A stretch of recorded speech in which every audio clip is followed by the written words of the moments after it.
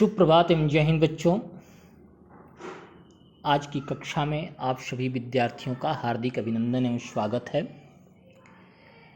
प्यारे बच्चों, पिछली वीडियो में जहाँ तक आप पढ़े थे इस गिल्लू पाठ को, उस पाठ के आगे आज आप लोग को पढ़ना है। इसको आप लोग देखेंगे। तो हम लोगों ने पढ़ लिया था यहाँ तक। अब यहाँ से हम लोग चलेंगे आगे, इसको देखेंगे। फिर गिल्लू के जीवन का प्रथम बसंत आया। नीम चमेली की गंध मेरे कमरे में हौले हौले आने लगी। बाहर की गिलहरियाँ खिड़की की जाली के पास आकर चिक चिक करके न जाने क्या कहने लगी, है ना। जीवन का प्रथम बसंत आया, जैसे व्यक्ति के, जैसे हम लोग हैं तो हम लोग के जीवन में प्रथम जैसे जाड़ आ गया, प्रथम गर्मी आ गई, प्रथम बरसात आ गई, उसी तरह प्रत्येक जीवधारी के जीवन में प्रथम बसंत आता है ना। तो जब प्रथम बसंत आया, बसंत ऋतु आया, तो बाहर की गिलहरियाँ देख रही हैं कि अंदर कोई हमारे जैसी गिलहरी है। तो बाहर की गिलहरियाँ जो चिक चिक चिक चिक आवाज़ करती हैं, आप लोग गांव में देखे होंगे गिलहरियों को। तो गिलहरियाँ दरवाजे पर आती हैं, खिड़की पर आती हैं और उस अपने गिलहरी को, साथी को बुलाने का प्रयास करती हैं। गिल्लू को जाली के पास बैठकर अपने आप से बाहर झांकते देखकर मुझे लगा इसे मुक्त करना आवश्यक है ना। महादेवी जी, जो कि इनकी विचार बहुत उत्तम है, जानती हैं कि पराधीन सपने सुख नाही, किसी को पराधीन नहीं रखा जा सकता। तो कहती हैं कि इस गिल्लू को, इस गिलहरी को स्वतंत्र छोड़ देना चाहिए। मैंने कीले निकालकर जाली का एक कोना खोल दिया और इस मार्ग से गिल्लू ने बाहर जाने पर सचमुच ही मुक्ति की सांस ली। इतने छोटे जीव को घर में पले कुत्ते बिल्लियों से बचाना भी एक समस्या थी, जो कि मैंने पहले ही जिक्र किया है, बताया है कि महादेवी जी जीवों को पालने की बड़ी शौकीन थी, पशु पक्षियों को पालने की बड़ी शौकीन थी, है ना।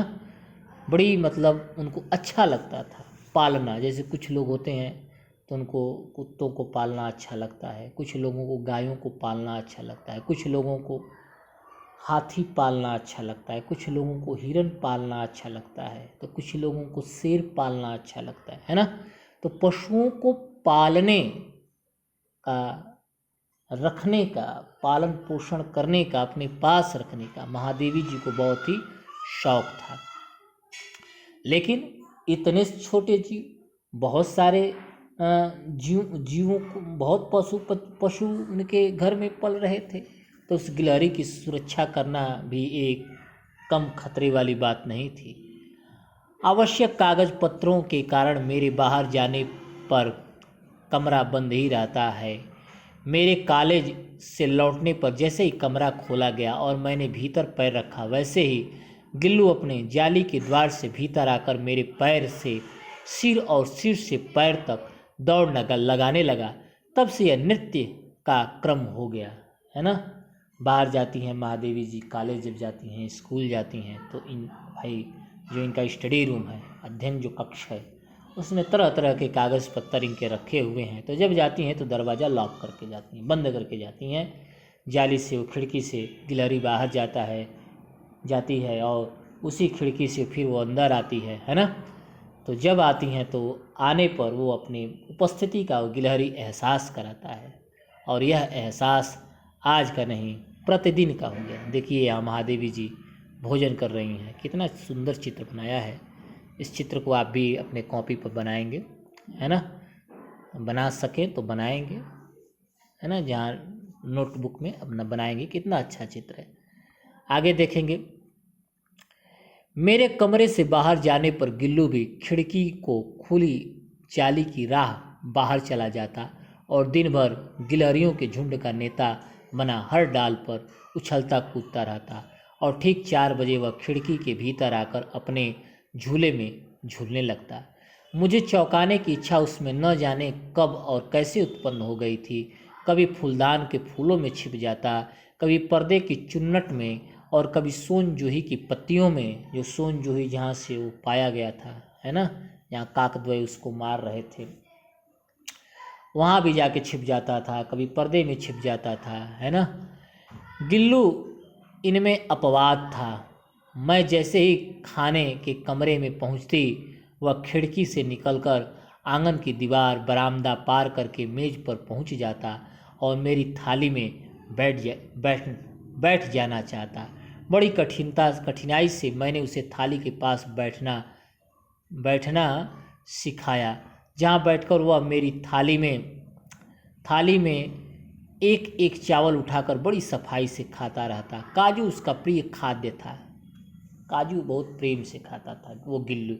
जैसे हम सभी लोगों को एक कोई न कोई मतलब भोजन प्रिय होता है, किसी को दही प्रिय होता है, तो किसी को दूध प्रिय होता है ना, किसी को पूड़ी सब्जी प्रिय होती है, तो किसी को चावल दाल प्रिय होता है। तो तरह तरह के भोजन, है ना, किसी को पिज्ज़ा बर्गर प्रिय होता है। तो सबको अपना प्रिय, जैसे गर्मी का दिन है तो किसी को लस्सी छाछ प्रिय होता है, उसी तरह गिलहरी को अपना प्रिय जो है काजू है, उसको बड़ा प्रेम सिखाता है। काजू उसका प्रिय खाद्य था और कई दिन काजू न मिलने पर वह अन्य खाने की चीज़ें या तो लेना बंद कर देता या झूले से नीचे फेंक देता था। उसी बीच मुझे मोटर दुर्घटना में आहत होकर कुछ दिन अस्पताल में रहना पड़ा। उन दिनों जब मेरे कमरे का दरवाज़ा खोला जाता, गिल्लू अपने झूले से उतरकर दौड़ता और फिर किसी दूसरे को देखकर उसी तेज़ी से अपने घोंसले में जा बैठता। सब उसे काजू दे आते, परंतु अस्पताल से लौटकर जब मैंने उसके झूले की सफाई की तो उसमें काजू भरे मिले, जिनसे ज्ञात होता है कि वह उन दिनों अपना प्रिय खाद्य कितना कम खाता रहा। बता रही है ना, बोला गया है कि हित अनहित पशु पक्षी ही जाना। गोस्वामी तुलसीदास जी रामचरितमानस में वर्णन करते हैं कि इस संसार में सभी, है ना, जैसे बच्चे हैं, घर में 4 लोग हैं तो बच्चे किसी से बड़ा प्रेम से बोलते हैं, जो डांटता है उसे थोड़ा अलग रहना चाहते हैं, दूर हट के रहना चाहते हैं। अपनी माँ से बच्चे बड़ा प्रेम से रहते हैं, क्योंकि माँ अपने बच्चे को बड़ी दुलारती हैं, प्यार करती हैं। तो उसी तरह पशु पक्षी, जैसे मान लीजिए गांव में कोई गाय रखा होगा, भैंस रखा होगा, तो देखते होंगे कि जब गायों को पालने वाला जब शाम होता है, जब उसको चारा डालने का समय आता है, बहुत तो गायें ऐसी होती हैं कि वहाँ रस्सी लगाने की भी जरूरत नहीं पड़ती है ना, जो पगाह बोला जाता है जिसमें बांधा जाता है गायों को, वो भी लगाने की जरूरत नहीं पड़ती। उसी तरह लोग उसको छोड़ देते हैं और उसी तरह चरण पर खाती रहती हैं। अपने व्यक्ति को गाय पहचानती हैं, छोटे छोटे घर के बच्चों को गाय पहचानती हैं। छोटे छोटे बच्चे आप लोग देखे होंगे कि गायों के पैरों के पास जाते हैं, लेकिन गायें बोलती नहीं हैं, भैंसें बोलती, लेकिन जिसको पहचाने नहीं थोड़ा वो जाके दिखाए। घर में कुत्ते पालने वाले लोग इतना डेंजर एक एक से विदेशी कुत्ता पालते हैं। आप लोग देखे होंगे कि घर के छोटे छोटे बच्चों के पास कुत्ते कैसे प्रेम से बैठे होते हैं, लेकिन कोई दूसरा जाके दिखाए तो नहीं कर पाएगा। तो हित अनहित पशु पक्षी ही जाना। तो उसी तरह वो जो गिलहरी है गिल्लू, उसका जो स्वामी अर्थात महादेवी वर्मा अस्पताल में भर्ती हैं, इस बात का उसे बहुत ही मलाल है, उसे बहुत ही कष्ट है, जिसके परिणाम स्वरूप वो उसका जो प्रिय खाद्य है, दूसरे लोग जाते हैं उसके लिफाफे में वो खाद्य सामग्री दे आते हैं कि कम से कम कुछ नहीं खाता तो कम से कम काजू तो खाए। जैसे कोई व्यक्ति होता है ना, जब उसको ऐसा कभी कभी हो जाता है कि भूख ही नहीं लग रही है, ऐसा कभी कभी हो जाता है कि गर्मी के कारण खाने की इच्छा ही नहीं कर रही है, लेकिन उस समय आपका प्रिय भोजन जो आपको पसंद है वो बन जाए घर में, तो आपका मन ललचा जाता है और खाने की इच्छा। तो यही सोचकर लोग उनको खाने को देते हैं, लेकिन अपना अजीज, अपना प्रिय महादेवी जी नहीं है वहाँ पर, जिसके फलस्वरूप वो गिल्लू जो है उस काजू को खाया है, लेकिन बहुत ही कम मात्रा में खाया है, उसको खाया नहीं है। मेरी अस्वस्थता में वह तकिए पर सिरहाने बैठकर अपने नन्हे नन्हे पंजों से मेरे सिर और बालों को इतने हौले हौले यानी कि धीरे धीरे सहलाता रहता कि उसका हटना एक परिचारिका मतलब होता है सेवक या सेविका के हटने के समान लगता है ना। जैसे कोई नौकरानी होती है, जैसे महादेवी जी हैं तो उनकी कोई नौकरानी होगी, ये उनके सर में भाई बड़े घराने की महादेवी जी हैं, है ना। महादेवी जी बहुत बड़े परिवार की थी, क्योंकि महादेवी जी के बारे में बोला जाता है कि महादेवी जी का जिस समय जन्म हुआ था, है ना, आज की बात नहीं है, उस समय इस समाज में लड़कियों की बड़ी दुर्दशा रहती थी, लेकिन उस दुर्दशा से महादेवी जी को पाला नहीं पड़ा था, क्योंकि इनके परिवार में 3-4 पीढ़ियों से कोई लड़की हुई ही नहीं थी। तो जब इनका जन्म हुआ तो इनके बाबा ने इनका नाम महादेवी रखा। सभी लोग बड़ा स्नेह करते थे, दुलार करते थे। नहीं तो उस समय लड़कियों का जन्म लेना माना जाता था कि घर में मरण हो गया है, और लड़कों का जन्म लेना बधाई बजता था, तो उस समय दूसरा था। लेकिन इस मामले में महादेवी जी सौभाग्यशाली हैं, है ना। तो जैसे नौकरानी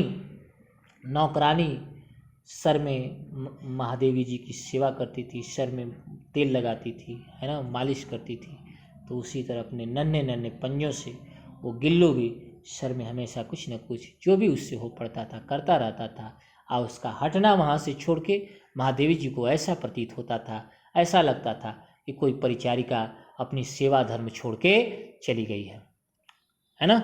बात समझ में आई? ठीक है, आगे चलेंगे। गर्मियों में जब मैं दोपहर में काम करती रहती तो गिल्लू न बाहर जाता न अपने झूले में बैठता। उसने मेरे निकट रहने के साथ गर्मी से बचने का एक सर्वथा नया उपाय खोज निकाला था। वह मेरे पास रखी सुराही पर लेट जाता और इस प्रकार समीप भी रहता और ठंडक में भी रहता। गिलहरियों के जीवन की अवधि 2 वर्ष से अधिक नहीं होती, जैसे मनुष्य का माना जाता है। इस समय क्या पहले माना जाता था 100 साल, लेकिन आज क्या हो गया है 60 साल। खान पीन प्रदूषण, है ना, की वजह से आज जो 60 साल की ज़िंदगी जी ले रहा है तो माना जा रहा है कि इन्होंने अपनी ज़िंदगी जी ली। अगर 60 साल के बाद जो भी ज़िंदगी जी रहा है तो माना जा रहा है कि वो बोनस पॉइंट है, वो भगवान की कृपा है कि 60 साल के बाद वो अपना जीवन देख रहे हैं। नहीं तो आजकल बड़ी मुश्किल का कार्य है। तो गिलहरियों का भी जो जीवन है वो कितना है, 2 वर्ष का है, 2 वर्ष से अधिक नहीं होती। अतः गिल्लू की जीवन यात्रा का अंत आ ही गया। दिन भर उसने न कुछ खाया न बाहर गया। रात में अंत की यातना में भी वह अपने झूले से उतरकर मेरे बिस्तर पर आया और ठंडे पंजों से मेरी उंगली पकड़कर हाथ से चिपक गया, जिसे उसने अपने बचपन की मरणासन्न स्थिति में पकड़ा था। अब उसका मरण समय आ गया। मरते समय व्यक्ति का क्या होता है, हाथ पैर ठंडा हो जाता है, शरीर ठंडा हो जाता है। तो अपने मालिक के पास गया। जिस स्थिति में महादेवी जी ने उस बड़ी मार्मिक लाइन है, जिस स्थिति में महादेवी जी को मिला था बचपन अवस्था में, उसी जैसे उंगली में आके महादेवी जी को समझा कि यह अपनी है ना, उसी तरह आके फिर चिपक गया। हाथ पैर उसके ठंडे हो गए, आज से चिपक गया जिसे उसने अपने बचपन के मरणासन्न स्थिति में पकड़ा था। पंजे इतने ठंडे हो रहे थे कि मैंने जागकर हीटर जलाया और उसे उष्णता देने का प्रयत्न किया, परंतु प्रभात की प्रथम किरण के स्पर्श के साथ ही वह किसी और जीवन में जागने के लिए सो गया। ये धरती का नियम है ना। आत्मा एक शरीर से निकलती है और दूसरे शरीर में प्रवेश कर जाती है ना। शरीर मरता है लेकिन आत्मा नहीं मरती।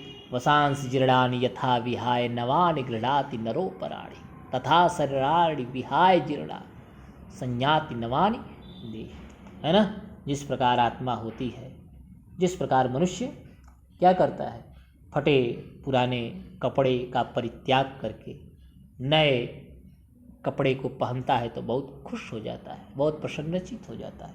उसी तरह ये आत्मा होती है, जन्म लेती है, युवा होती है, वृद्धावस्था को प्राप्त करती है, और फिर जब ये शरीर काम नहीं करता तो आत्मा नहीं मरती, वो अनंत पथ पर चलती रहती है और फिर किसी दूसरे शरीर को प्राप्त करने के लिए चल देती है।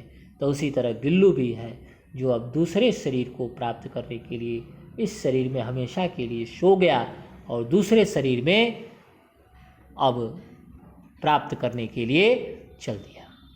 उसका झूला उतार कर रख दिया गया और खिड़की की जाली बंद कर दी गई, परंतु गिलहरियों की नई पीढ़ी जाली की उस पार चिक चिक करती ही रहती है और सोनजूही पर बसंत आता ही रहता है।